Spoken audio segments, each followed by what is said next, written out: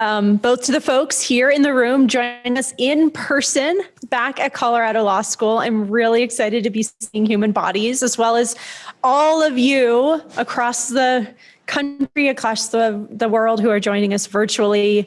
My name is Amy Stepanovich. I'm the Executive Director of Silicon Flatirons, and we're excited to be hosting this year's Spectrum Policy Conference on Frontiers in Spectrum Sharing.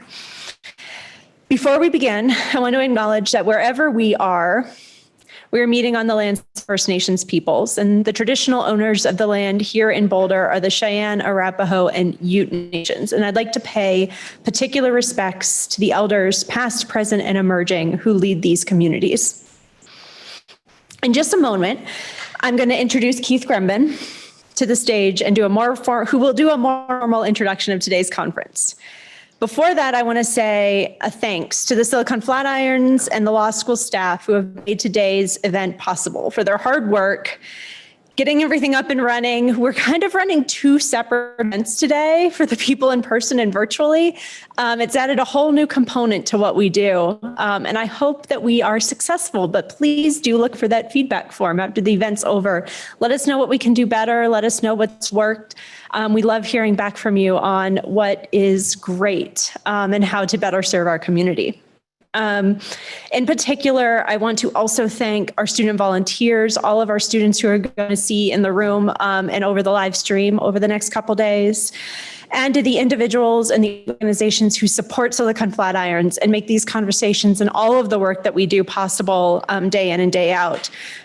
That's why we can catalyze conversations and help to develop who we believe are going to be the next generation of professionals leading in the tech community. And I have one more really exciting announcement before I turn things over. Starting with this conference, I get to announce that Dr. Keith Grumbin will be joining Silicon Flatirons as the new co-director of our Spectrum Policy Initiative alongside Dale Hadfield. I could not be more excited to welcome Keith.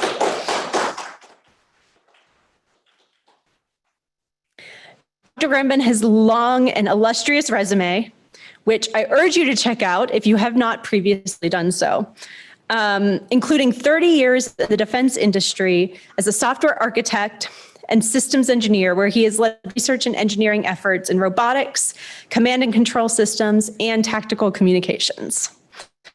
This, of course, means that Pierre DeVries will be stepping down, though he will be continuing on with the Silicon Flatirons family as a distinguished advisor and director emeritus, and we're excited also to continue to support his work as well.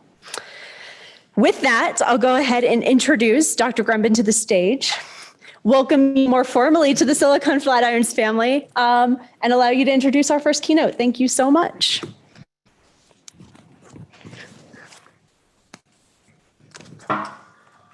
Logistics are a little more complicated nowadays.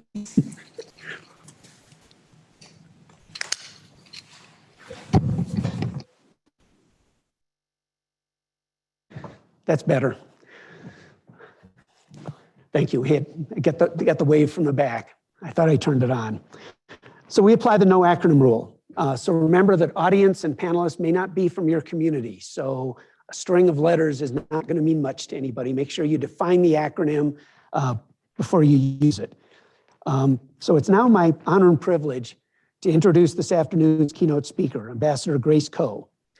As many of you know, Grace Koh was the former ambassador to the International Telecommunication Union's World Radio Communications Conference that was held in Sharm el-Sheikh, Egypt in 2019. In that role, she managed the interagency discussions to formulate the US policy positions and the strategies leading up to the conference. She then led the 125-member delegation in negotiating successful outcomes for both the US government and US private sector interests. So Grace came to the role as the ambassador very well prepared. She previously served as the special assistant to the president for technology, telecom, and cybersecurity policy in the White House, and was also the deputy chief counsel to the subcommittee on communication and technology of the Energy and Commerce Committee in the US House of Representatives. You can find additional information on Ambassador Koh's background in the program. What's interesting now is her current role as Vice President of Legislative Affairs at Nokia. Not only does she have to deal with terrestrial and satellite spectrum management issues, which we'll be discussing today, but potential interference and spectrum management sharing issues in space.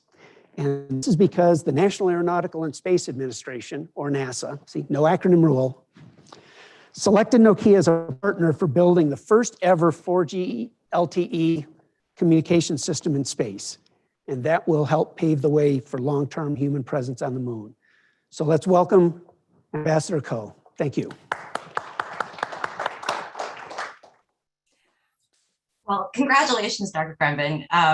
It's great to see Silicon Flatirons continuing to have such great leadership. I'm sure that they're really excited to have you, and it'll be great to see you leading our discussions in the future.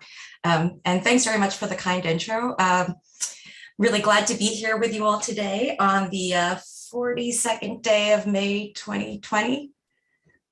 Like most of you, I'm pretty sure I've lost track of time and reality during this awful pandemic, and it's just been a hard slog trying to keep moving forward. But I'm glad to see that you all here at Silicon Flatiron you're still moving forward. You're still bringing together discussions, thoughtful perspectives, fresh ideas, getting a debate going, and new lines of research.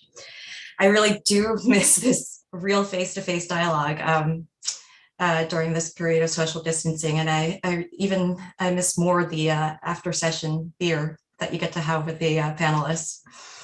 But we're all moving forward. We're all trying to move forward. It's not actually May 2020.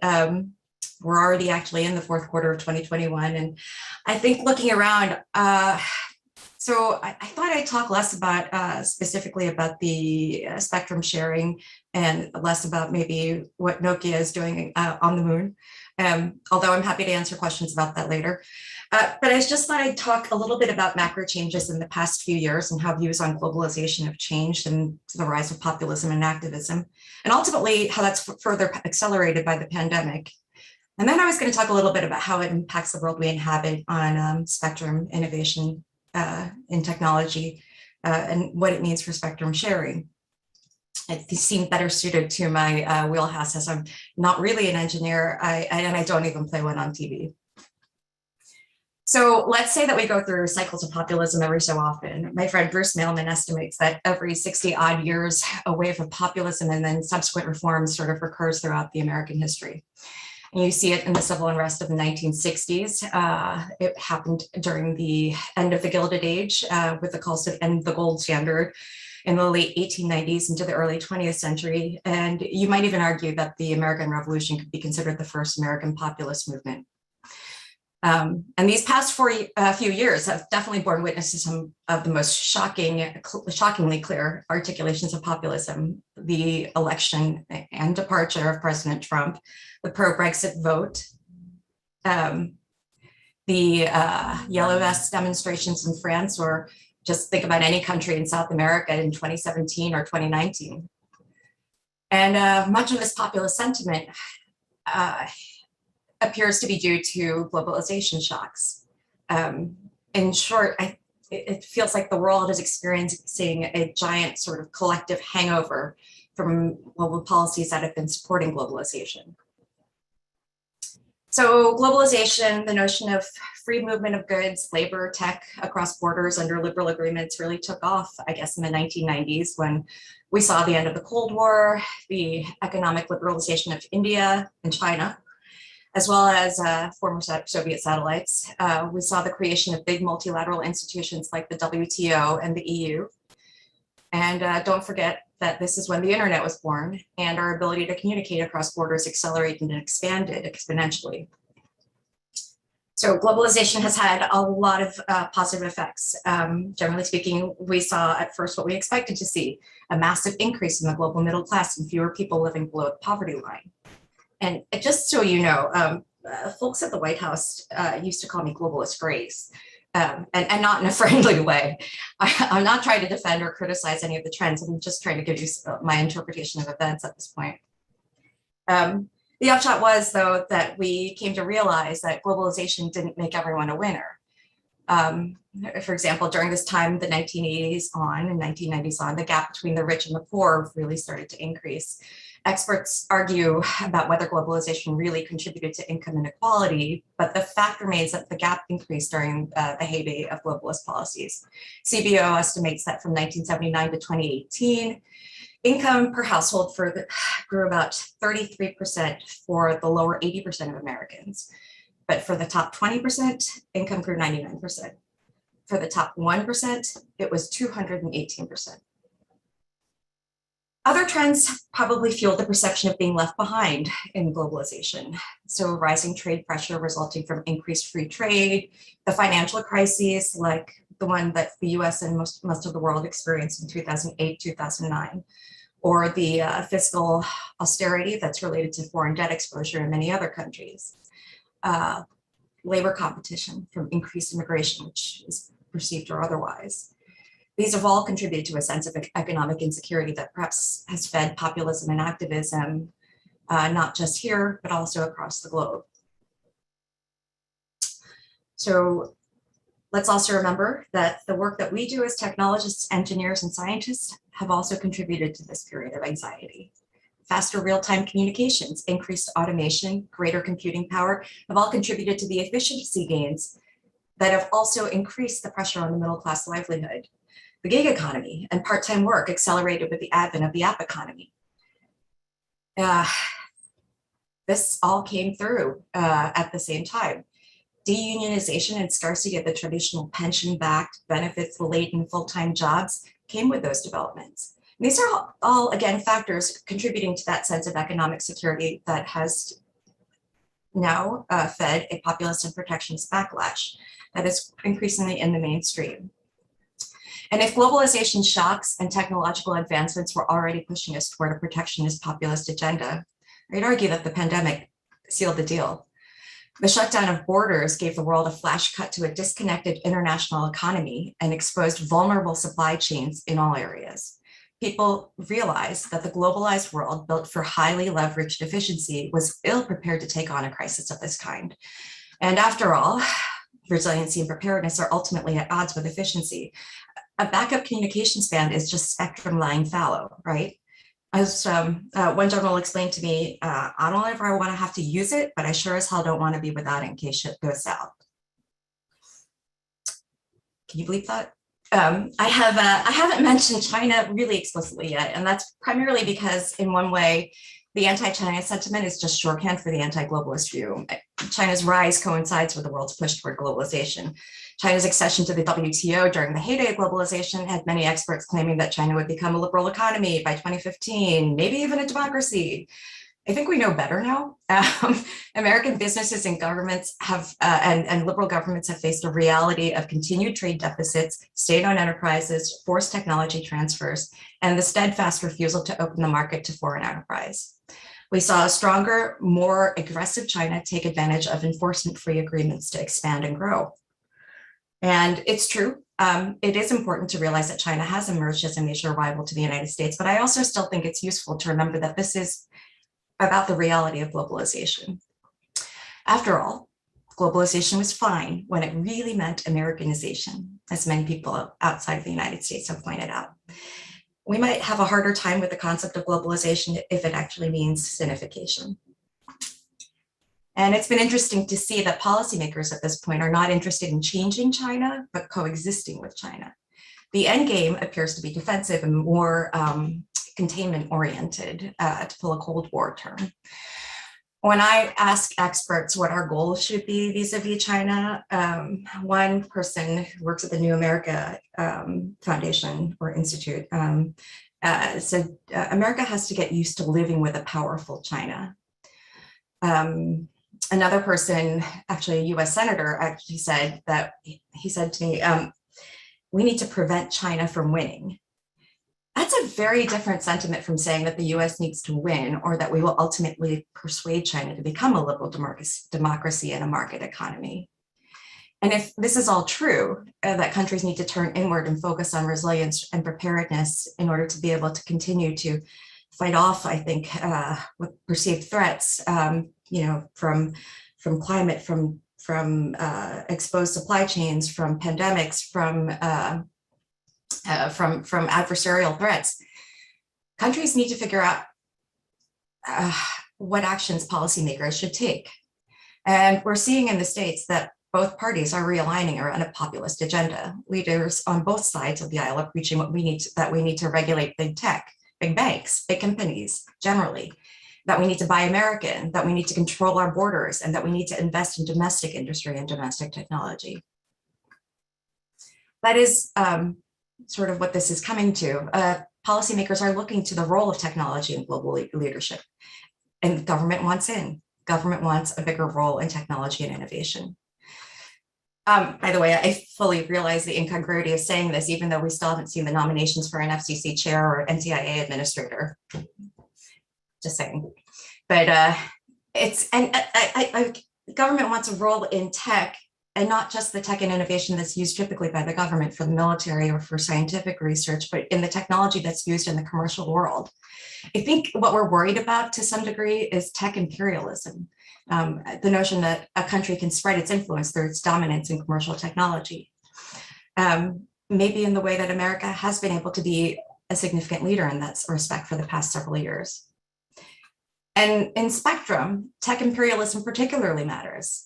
You might have to come up with a better term than that, but no matter how hard any country turns inward, spectrum floats across borders, and international cooperation is always going to be necessary. And without the cross-country dialogue, we risk interference at the borders, and we risk losing economic opportunity. How many F-16s or wireless routers can we sell if the rest of the world doesn't agree with our frequency allocations? This is just another example of how commercial tech is being co-opted into the realm of national security. The government is continuing to make inroads into how it would like to, I think, oversee, monitor, influence big tech or tech generally. You're seeing calls for increased antitrust scrutiny or efforts to look deeper into supply chains, efforts to collaborate more closely with the private and public sectors, like new mechanisms for monitoring progress, like the Cybersecurity Safety Board established in the recent Cybersecurity EO, or greater review of research facilities and who's actually staffing them, more explicit guidance on permissible and impermissible components and equipment, and just plain greater information sharing or spying. On the plus side, there's the government checkbook. The U.S. Innovation and Competition Act, still in draft at the House after its passage by the Senate, captures, I think, very well the U.S. desire to secure technology leadership in industry here. So much so, it runs, I think, to the tune of $200 billion. The bill focuses on the so-called strategic sectors: semiconductors, drones, wireless broadband, and artificial intelligence. And it seeks to do everything from educating a tech-forward workforce to creating funds to counter Chinese investment in other countries. But I did want to point out the word spectrum appears twice in this nearly 1,450 page bill. And one of the times it's really to talk about the full spectrum of issues. So I think that one doesn't count. It's a little troubling. And while the United States generally has never conducted explicit industrial policy, it's no longer completely unthinkable. It is the time for big changes. After the 50s and 60s came the Civil Rights Act, and after the unrest at the end of the Gilded Age came the Progressive Era and the glory days of labor unions and active antitrust enforcement. And if the US goes into industrial policy, we'll see the rest of the world do even more of it. But then again, you all work in spectrum, and very possibly spectrum policy has been one area where the US has come closest to ever having an industrial policy, despite its absence in the Senate draft. We all know the mantra, right? Spectrum is a scarce public resource, and the government has a compelling interest in ensuring its highest and best use. Highest and best use. Well, here's a secret I think you all know. There is no highest and best use. Well, not at the level that you all work at. GPS is just as important as weather forecasting, is just as important as missile radars, is just as important as mobile communications, is just as important as research into the Big Bang. New and innovative services are absolutely necessary for growth, but incumbent services are also absolutely necessary for stability. And each of these priorities are important to a functioning society. Sure, sometimes we shift them, but there's never going to be a point where the choices are easy or that we're able to be really, we'll choose a winner or a loser. Today, it seems that policymakers will seek efforts that will move the US towards self-sufficiency and preparedness, and there is very little margin. Against that policy backdrop, it becomes much harder to repurpose federal spectrum for commercial use. Plus, we've made all of the easy decisions on spectrum already in that instance. Although I think David Ruddle and Larry Strickland would not say that AWS-3 was easy. Sorry. This is why essentially the Spectrum Memorandum in 2018 requires the NTIA to develop a sustainable strategy for spectrum usage with a particular emphasis on advancing spectrum efficiency sharing. At least that was the goal when I first started working on it in 2017. The point of the memorandum was to take the focus off repurposing spectrum from federal bands and move the ball on advancing sharing technologies. It was a recognition that more spectrum was not likely to come. Instead, I really wanted us to think differently about solving the problem. What is our desired end state? Ultimately, we should be able to take out that device, phone, radar, automobile, tiny little moisture sensor by the soybean plant, and have it connect to whatever spectrum is available and work flawlessly. Okay, so that is a pipe dream, but this is the time for big ideas. It's just as important now as it was in 2018 to 2017 to set us on the path for determining how to make spectrum as abundant as possible. And the memo was intended to turn us toward plussing up our research into new spectrum sharing technologies, whether it's sensing, informing, coordinated sharing. We wanted to know how coordination could be improved, information could be better exchanged, maybe with a little less melodrama, among other things. Examining older technologies used by the government or the commercial sector and how they can be phased out and the spectrum could be refarmed. And of course, by us, I meant really NTIA. So sorry, all of you from NTIA who are here. You did have a ton of work. I would have tried to get you longer than 9 months to write up a national spectrum strategy though, but sorry, I left government.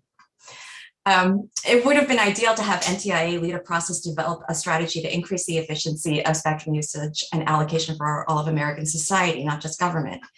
Ideally, I would have liked to have seen a strategy outlining several work streams, including review of governmental uses, understanding what technologies might be primed for upgrades out into different technologies, cooperative review maybe with the FCC of underutilized bands, even in the commercial area, and possibilities for phase out and refarming spectrum there, review of redundancy in government services, possible technologies and candidate bands for sharing in both federal and commercial bands, and which spectrum sharing technologies might be good protocol to implement. Maybe also policy and technology measures to help coordinating those spectrum allocations instead. So listing all of that, I'm sure NTIA is really glad that somebody else finished the memo instead. I would have liked to have seen a review of engineering efforts, for example, to make transmission more efficient, or a plan to make plan to review engineering efforts. But with the cooperation of folks like you here at Silicon Flatirons, or academic fora or standards groups, I would have hoped to see a section maybe on cognitive radio and how it may help satellite systems use spectrum more efficiently. I would have liked to see a reprisal maybe of the receiver standard question in this document. I know that the industry appeared to just sort of heave this giant collective shudder when the question was asked the last time around back in 2012. But I am kind of glad to see Commissioner Symington bringing the issue back to the surface in such a thoughtful and deliberative way. It's a question worth exploring, particularly as the margins get tighter. And like I've been saying, it's time for big ideas. And speaking about big ideas, maybe it's time to revisit harm thresholds. What do our product cycles look like now? I mean, with NGSOs and shorter life cycles for satellite hardware, do we think we can implement evolving harm thresholds to get more use? I might have also imagined that the memo would have included a review of possible improvements to spectrum access systems for tiered access bands like the CBRS band. I have to toot Nokia's horn a little. I think it's obligatory. Nokia has done a great deal of work in developing the radios and sharing architecture for use of the 3.5 band. And using this architecture, I think you're seeing some budding success with the deployment of deployment of networks in multiple environments, like airports and oil fields and congestion zones. We can probably think of ways to improve SAS and different sort of modes in which we can implement the sort of shared information. So looking, for example, at the new incumbent informing capability system for 3.45, 3.55, it allows for submitted information, which probably takes sort of the the sensing capability question out of it, but coordination with any system and always introduces a kludge factor. And I would have loved to have seen NTI talk a little bit about the kludge factor and figure out how to automate processes. Maybe even talk about maybe how to use AI in determining and possibly predicting patterns of use. Everyone likes to bring up AI, I suppose. I did mention AI and spectrum sharing to the House of Representatives staff on the Science Committee as they were drafting their upcoming NIST reauthorization.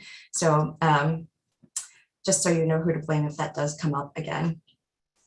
I would have liked to have seen suggestions generally for increased collaboration between the developers of different services. This is something that like Marcus and I have talked about it in looking at the spectrum above 95 gigahertz. I sort of have to mention 6G in that instance, and I know some of you are throwing up a little bit in your mouths, but as researchers are beginning to work on this next generation of commercial mobile communications, it seems to be the perfect time to understand the characteristics of the services that coexist within the same radio frequency and actually try to design for coexistence. That's one of the good things coming out of this current discussion on radio altimeters in the C-band, at least in my opinion. RTCA has reached out to understand better what 5G characteristics are so they can take those characteristics into consideration as they draft the next standards for the next generation of radio altimeters. And certainly the government's convening power could help produce that dialogue. So I'm not really sure what the national spectrum strategy will hold, actually, but with the amount of attention paid to the last rather spectacular spectrum battles, I suspect that sharing methods will be top of mind. And I hope there are big ideas in this strategy to shake up the world a bit and meet the challenges posed by times of crisis. In the end, though, I think the single most important thing to bring back to the spectrum allocation process is trust, however. Without information exchange between the potentially coexisting services, sharing becomes impossible. And without sharing, it will be impossible to meet the challenges of the day. It is hard for one agency to make a call and determine what's going to happen for all of these incredibly important equities. What really does need to happen is for people to actually, without, I think, drama and fanfare, have the conversation of what is actually needed and what might be accomplished together. And that chaos of conversation could yield to really, really good spectrum usage improvements in sharing. And that is ultimately, I think, one of the things that hopefully the government will turn its attention to in trying to figure out how to produce that kind of environment. I would highly recommend that they do this maybe over a beer. So thanks for listening to me. Thanks for listening to my whole survey of thoughts over some of the developments of the times in the past few years and how that I think that it might impact the work that you all do. I appreciate your time.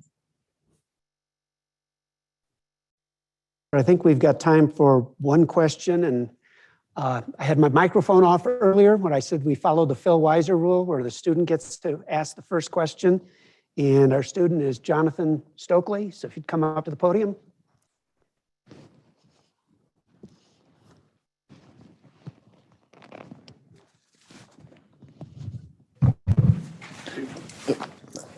Thank you, Ambassador. It was very insightful to hear your words.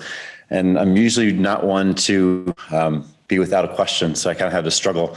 So I want to keep it, I guess, fairly straightforward as much as possible. But what advice could you give to a second year Master's of Business Administration student, MBA for short, and as they launched in their second half of their career and helping to both shape commercialization, but then as well as leverage spectrum to help narrow that the poverty gap and help trying to make a more equitable world so we can all grow forth and prosper as a global economy. Wow, that's a good question. Thanks, Jonathan. I think one of the harder things to do actually has been, one of the more appealing things about shared spectrum generally is that the cost is not going to be nearly as much, right? That you're not going to have to invest billions of dollars in licenses. I think, this turn towards shared may mean that spectrum becomes a little more accessible to entrepreneurs and folks who can find ways to make equipment that is actually going to be a little cheaper. A little cheaper means that it can be more widely deployed and used by people of different incomes, whether it is, a user consumer device or if it's a device that's an IoT sensor that helps to grow crops that allow people to eat because the farming is more efficient, or if it's a device that allows them to conduct payments, right, and to keep their money safely as opposed to anywhere else. So I think there are all sorts of areas where you can go into this, I think a way, use spectrum in a way that actually improves the lives of the general population. It will obviously be your choice, but it's great that you're thinking about it. Thank you, I appreciate that.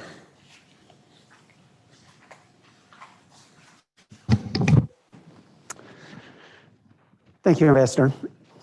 I think that's all the time we've got for questions. We're going to have to move on to our next panel, but thank you very much. We appreciate your time and thoughts. Thank you. Very enjoyable having you. So next, our first panel addresses spectrum sharing in space. The moderator for this panel is Scott Palo. Scott is a professor of aerospace engineering at the University of Colorado Boulder and the associate director of Spectrum X. You can find a full biography of Scott on the conference webpage. So Scott, over to you and your panel. Thank you. Great, thanks, Keith. Just want to make sure we can hear okay, get a tech check.